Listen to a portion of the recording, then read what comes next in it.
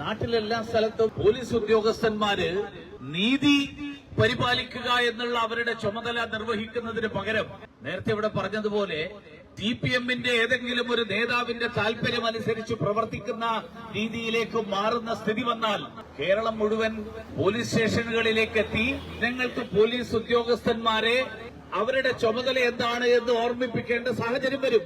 കേരള പോലീസിനെതിരെ മുൻ കേന്ദ്രമന്ത്രി വി മുരളീധരൻ പരസ്യമായ രംഗത്ത്.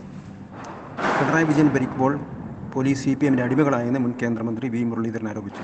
കിളിമാനൂരിൽ BMS പ്രവർത്തകർ നടത്തിയ പോലീസ് സ്റ്റേഷൻ മാർച്ചിൽ സംസാരിക്കുകയായിരുന്നു അദ്ദേഹം.